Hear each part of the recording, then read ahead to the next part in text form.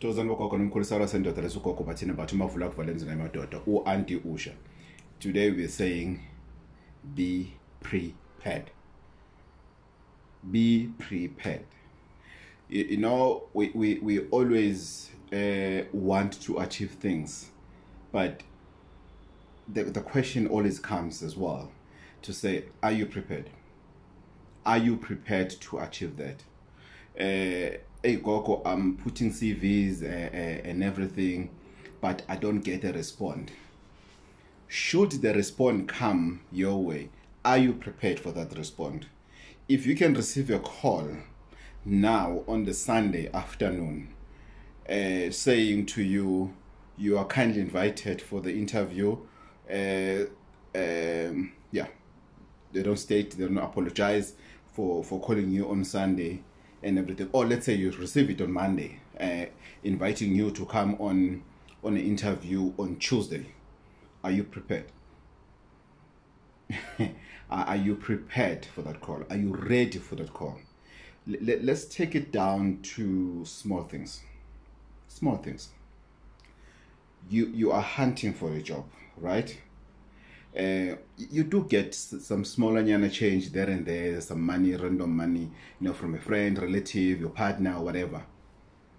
Is there something that you put aside?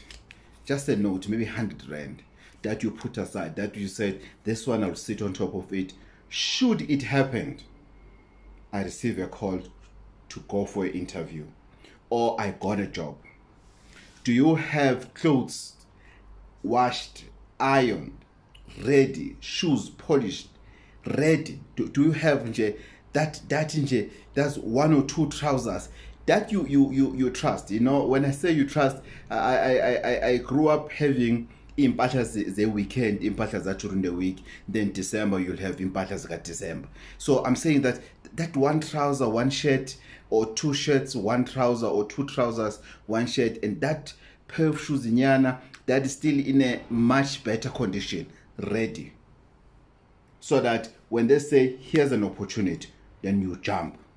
Have you done a research on all the companies that you have applied for?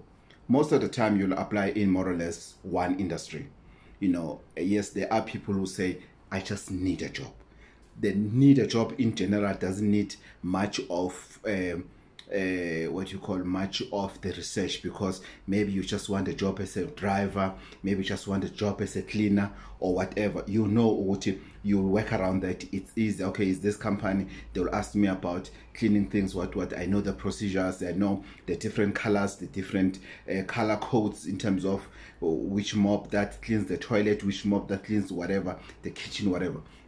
It's fine. But we're talking about a specific skilled job. Are you prepared for that? Let's go back a bit.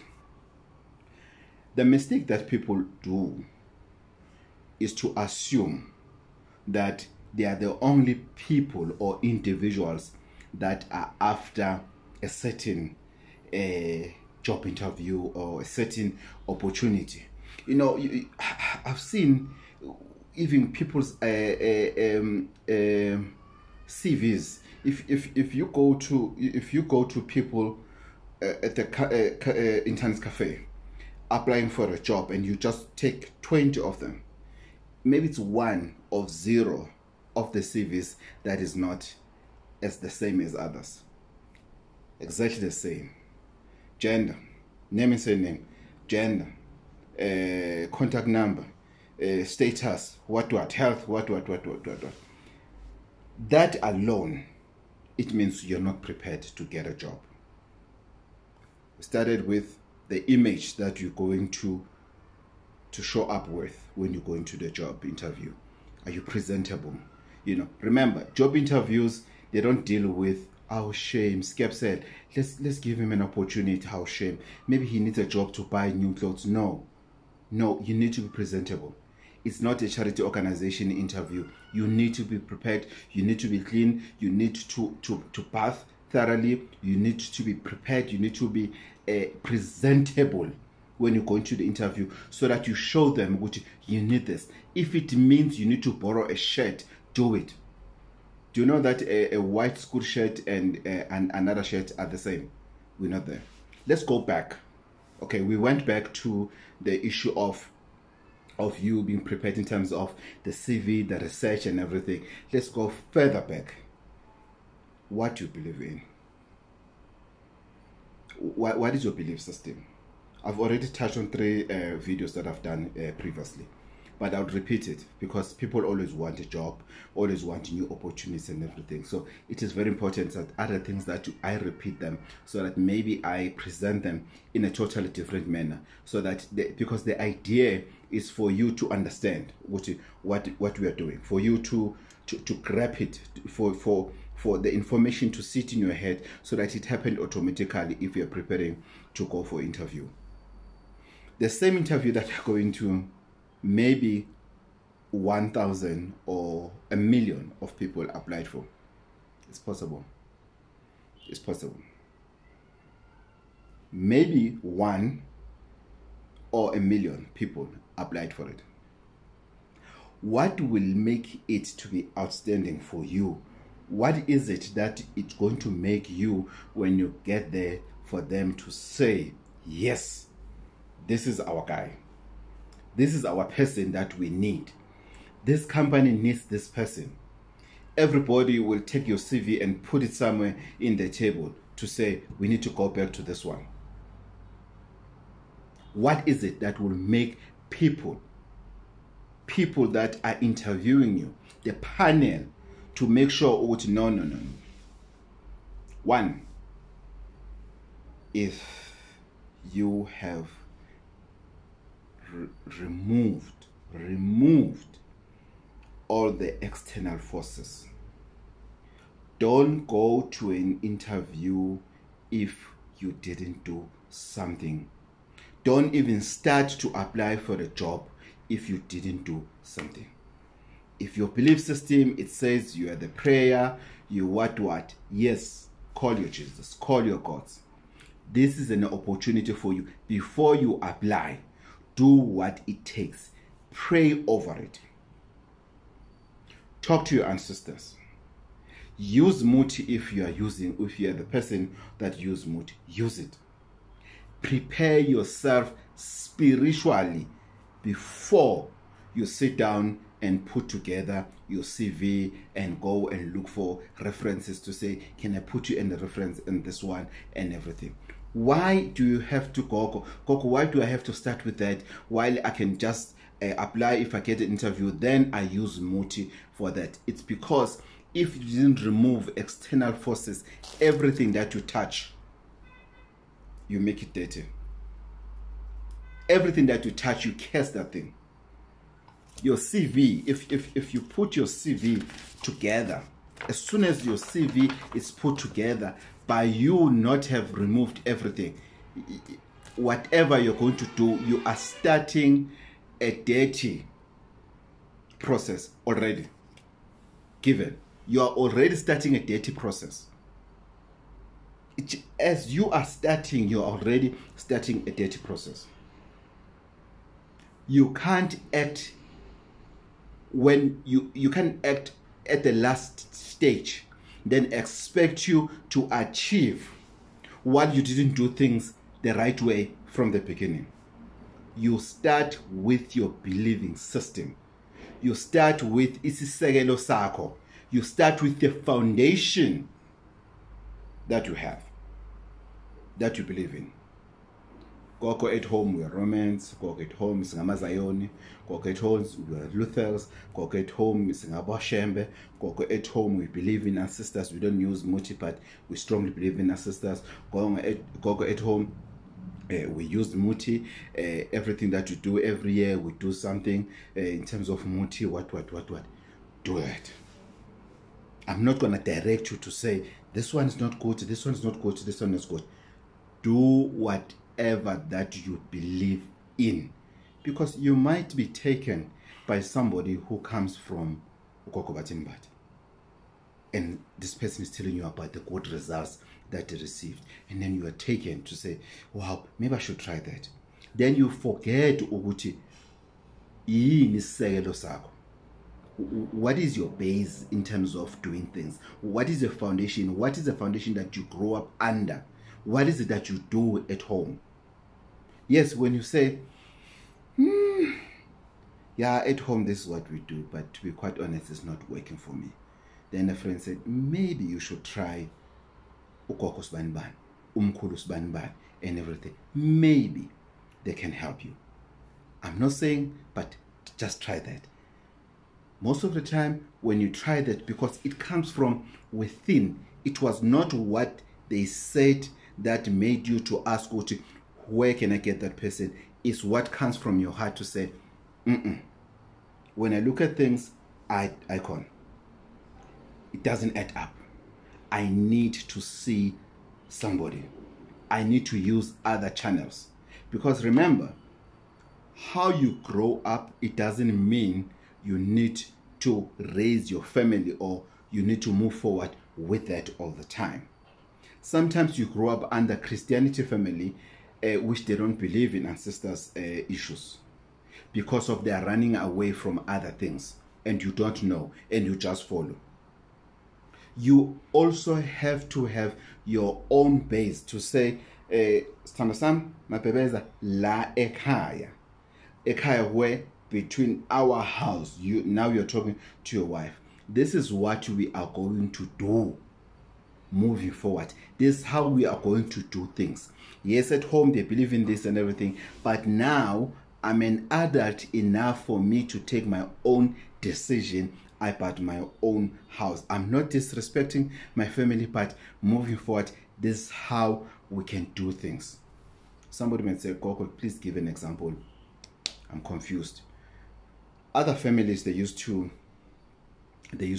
have a funeral, and they meet during the funeral, they leave, they are going to whatever, they stay, they'll come back after 3 months for the cleansing, and then they'll meet again maybe after a year for a final cleansing.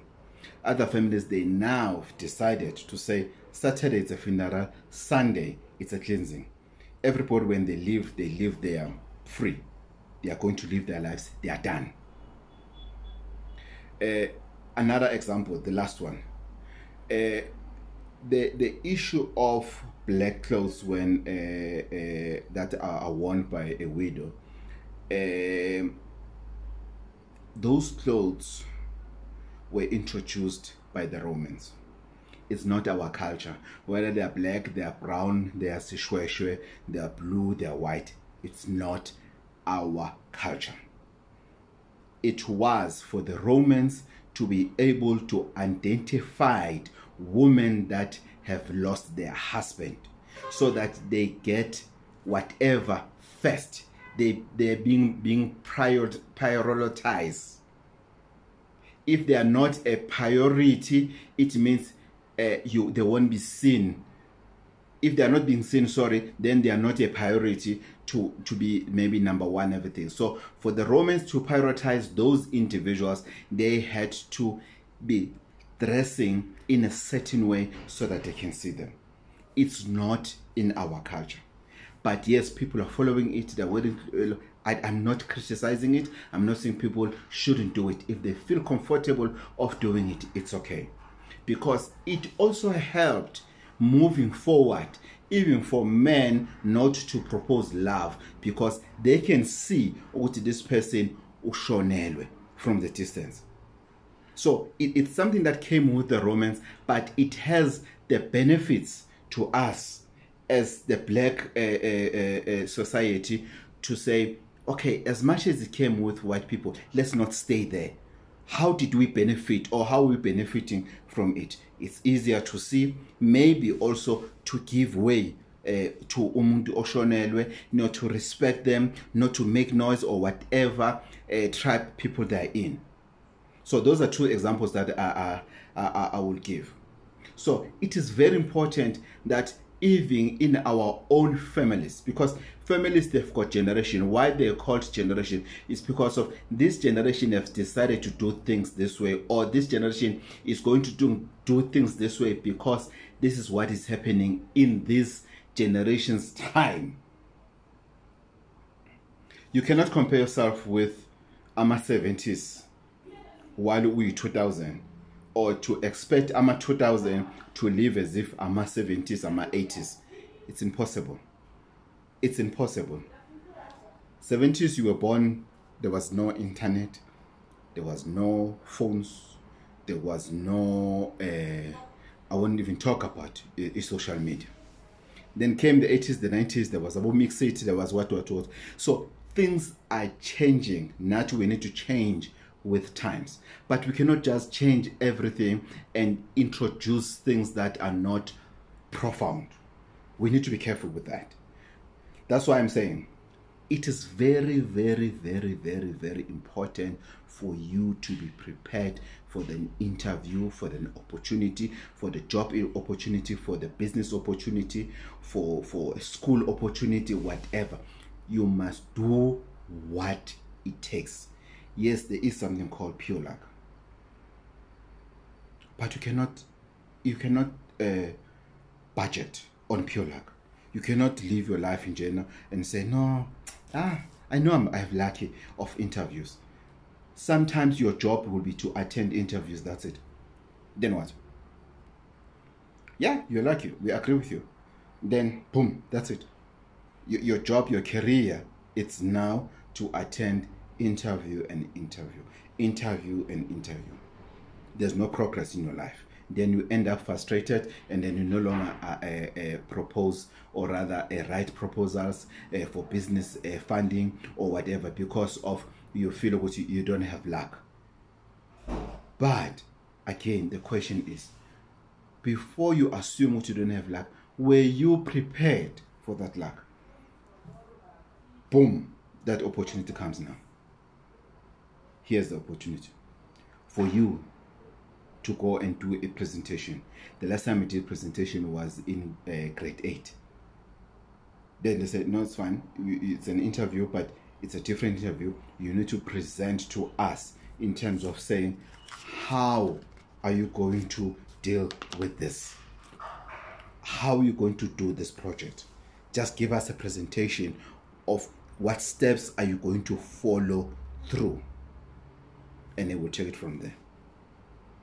Boom, you don't know. You've prepared your CV with 17 pages, very useless pages. You've put together and you submitted. They said, yeah, but okay, it's fine. We can see in paper, but let's see if he will be able to sell us as a company. If it happens, we send him abroad. We send him somewhere in Africa, and then they say, please do us a presentation. You have never even taken a chance of doing a presentation on the mirror. You are even scared of taking picture because you don't know how to present yourself. You don't know how to sell yourself. Worst part, you didn't prepare yourself traditionally. You are just pure. You go there just pure. And everybody that is with you, 99% of them, they've used something. And then it suppresses you. You get to an interview, you say things that you don't know what you are saying, because we have been beaten by the motive that other people have used outside. Then you get home and say, no, this is impossible. The other companies, they will even give you questions to go home with. And then when you read your question, to say, yeah, but the answer here is this, the answer here is this, the answer here is this. And even if somebody's assisting you now, later, and it's, but why do you say you didn't do it? I don't know, I just felt tired, I just had a headache and everything. It's things that people have done in preparation of that particular interview or opportunity. Whether you like it or not, people do things. Yes, people will come to you and say, hi, I'm a Christian, I don't do these things, I'm a prayer and everything. And then when you complain to a person, hey, things are not going well and everything. But do you pray when? Hey, when you don't pray and everything? They're misleading you. They are misleading you. When they call Gogo Bathini office, those are the ones that book a private consultation. They come alone. When they come there, I don't take anybody else but them. And the whole day, because one will say, I'll come at 9. At 9, they are around now, they're trying to trick you. They don't know that I know them by now. They say they'll come at 9, then they come at 12. So it's fine. The whole day, I'm waiting for that particular person. The one that comes to you at work to say, you need to pray harder. all over throughout the weekend, he or she was using muti very hard, and then they said to you, you must pray very hard, while they have used muti. So it's up to you to be ready for the opportunity. Drop the lucky mentality. Drop it. No, stay away from that. It's not going to assist you. Be realistic about your life. Be realistic. If you are the healer and you are saying, I'm not busy, people are not coming, what are you doing about it? Are you ready as a traditional healer? Or should somebody come and is looking for something for the headache, can you cure that headache? Can you really cure that headache? Forget about people are not coming. Should it happen that people come to you, are you able to do what you are promising or that they are there for? Somebody's coming and saying, my business is not doing well.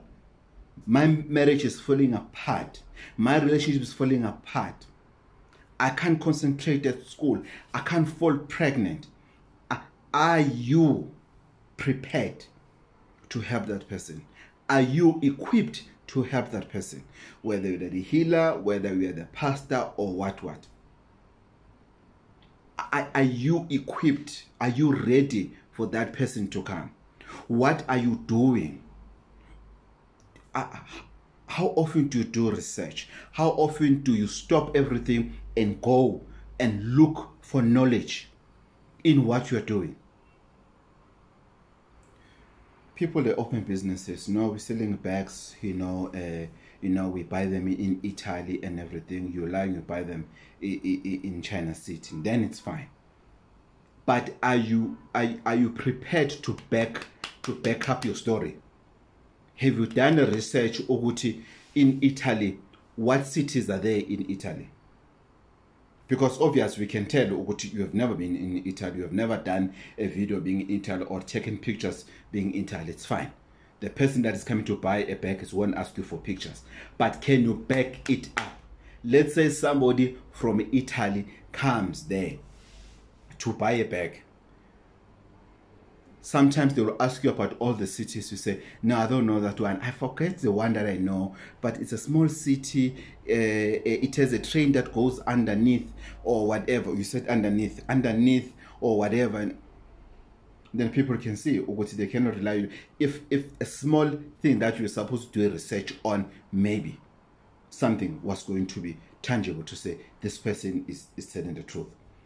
I'm making this example because many places that claim to buy things abroad, they don't. They buy them in China City. We know that.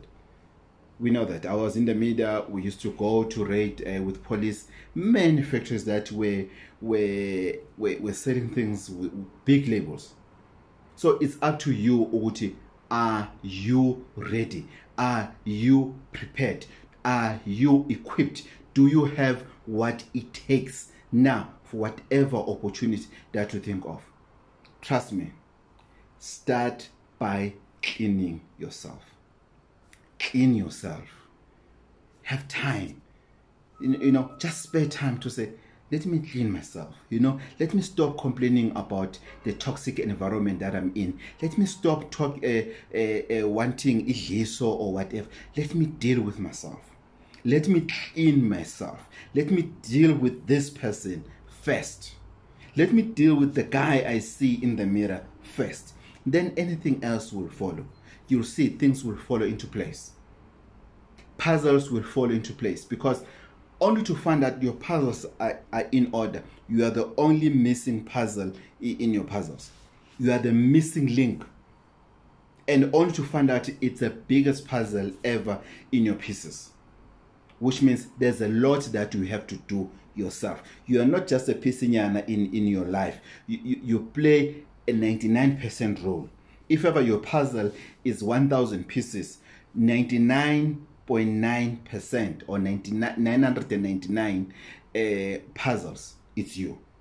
The one puzzle that is there or on the floor, you have to just take it and put it in your heart and go with it. and then you achieve whatever that you want to achieve. How much time are we spending with friends? Social media, drinking alcohol, having fun, going on unnecessary trips. Because you have a car, you have to go wherever that you want to go. Your car has never rested the whole weekend ever since you bought it. You've bought a car last year, but you've changed tires 3 times already because of you go to that person, you go to that person and everything. You disturb people in their spaces. Sometimes you don't disturb them, you're going with the group of same mind to one thing. Then what do you expect?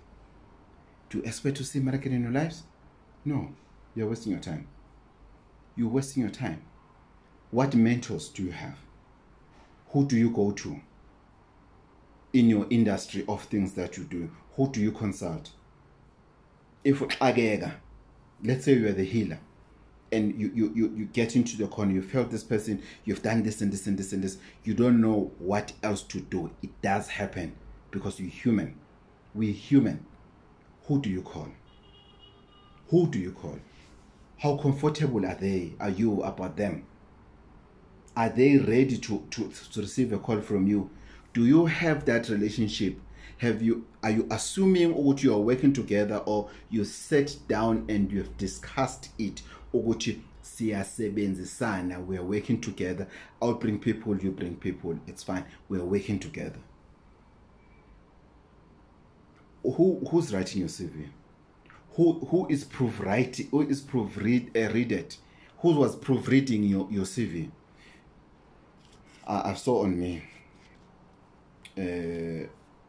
I saw when I started writing my CV, it was not English. It was English, and I've realized, man, no, I must never take a CV serious until I give it to somebody that I have accepted, or they have the more knowledge and understanding about the language than I am.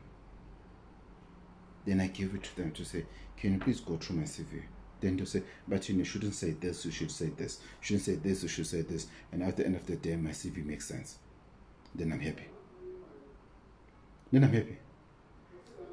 But most of the time, we are naive. We think we know everything.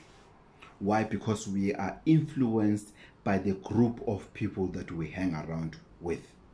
People that don't add value in our lives. Having this group that there's no one you can even phone and ask for opinion politically or just general issues. And that's why I've always said, if you are the better person within your group, you're in the wrong group. You need to be in a group that challenges you. I had a meeting last night. I was tired when I came out of that meeting. I was tired. It was in a very social place and everything, the soccer playing there, we eating there and everything. But I was with the movers and shakers. People that ask a question and you can hear that question, it gets here, it gets out of here and leaves a big hole. Because why? You are with the right people. Then I bring that question to say, I do not know. Why do I say I do not know? Why am I not afraid to say I don't know? Because I'm opening my mind to be ready to learn it.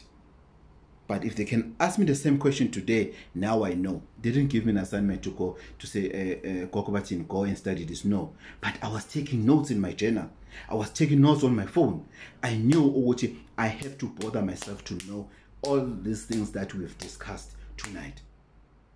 For me, Gogo Bathini Mbatha, number 1 locksmith.